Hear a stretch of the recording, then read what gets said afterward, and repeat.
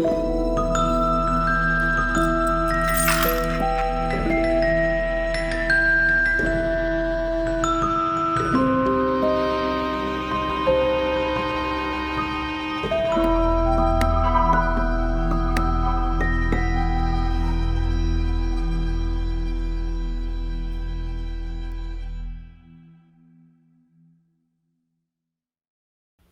decided to record one of the magical workings that I was taught growing up and which I've used before as I created it for my new home. And I'm sharing that with all of you, despite feeling a little exposed or vulnerable. So the working that I did is done using nails that came from a church that was refurbished, and we purchased a lot of the nails from that refurbishing effort, and my own hair, which I sacrificed quite a few strands for, and my own blood,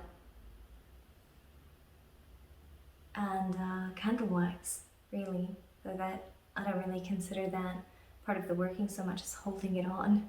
But and then these 4 nails get buried in the 4 corners of the property. Now I'm not going to show where I buried them. That was a level of a vulnerability that I wasn't comfortable with. So the process is relatively simple. Should you decide that you want to perform this working for yourself, by all means, this isn't mine, it was taught to me and now I'm teaching it to you. But as a reminder, we at Sanctum firmly and deeply hold to the belief that your guess is as good as ours, and that you need to make up your own damn mind.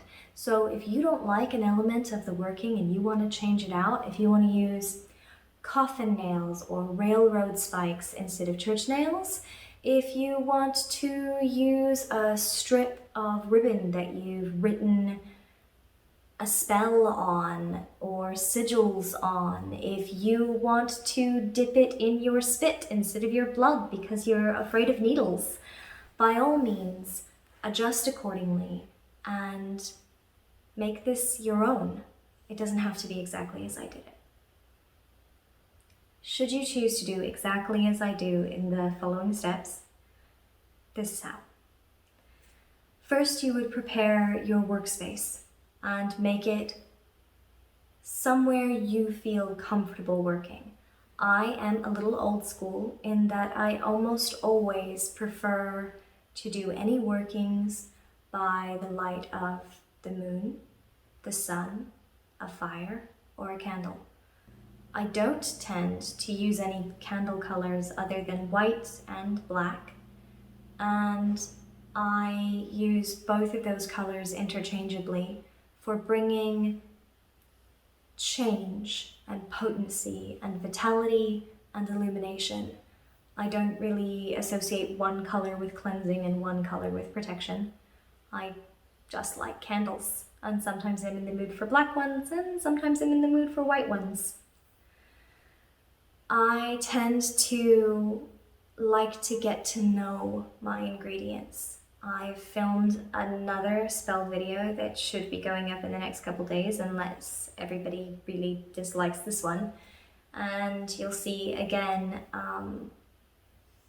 that I like to touch what I'm working with. I like to feel it with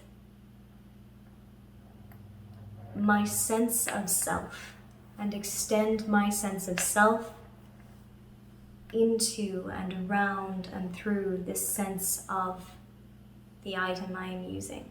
So as we film these videos, you'll see I like to play with what I'm working. I like to run my fingers over it. I like to touch it. So I got to magnetize the nails against each other and play with them. And then I got to play with my hair and find strands that felt right. And I got out my very big cutting shears that I use on leather, actually, primarily, and snip it off.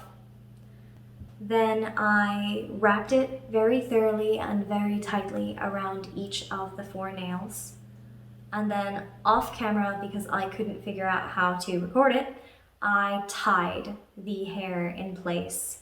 So it's not only wrapped around, but then both ends are actually knotted so that it doesn't slip.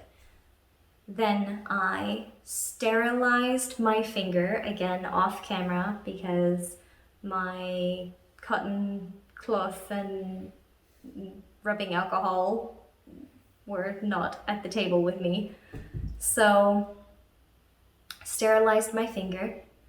I sterilized the needle by passing it through a candle flame until it was almost too hot to hold on to the needle.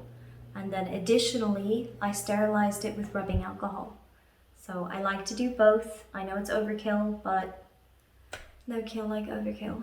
So sterile finger, sterile needle, and look away if you are triggered by the use of a needle to procure blood. Like, don't watch if that gets to you. I punctured my skin. I dripped blood very carefully on every single one of my workings, trying to get it onto both the hair and the nail itself. Then of course I sterilized where I'd punctured, although it was such a tiny puncture from the needle that it didn't need a band-aid or anything else, and it didn't even hurt. And then lastly, I used the candle that I set up to make me feel as if I was in my magical working space, and dripped wax onto each of these in order to set the working, finish it out, but also stick the hair in place because I didn't want it falling off. And then off camera, as my last step, I will be going outside and finding a space that feels right in each of the 4 corners of my property, and I will be burying them. For those of you who are concerned about environmental impact, I have never left these behind when I've moved. They always come back out. I mark where they are buried and I dig them up, not only so that I'm not harming the environment and leaving something that is not biodegradable in the earth, but also because I don't like leaving my home claiming wards on a home that isn't mine anymore. So they always leave with me. And I intend, knock on wood I suppose, to live here for the rest of my life. So hopefully I'll never have to dig them up. But all right, I think that's everything. Please feel free to send any questions that you have in the comments below, or if you're on our Discord, you can ask us there. And remember to like and subscribe, and let us know if you like this new style of video, because then I'll make more. Have a good night.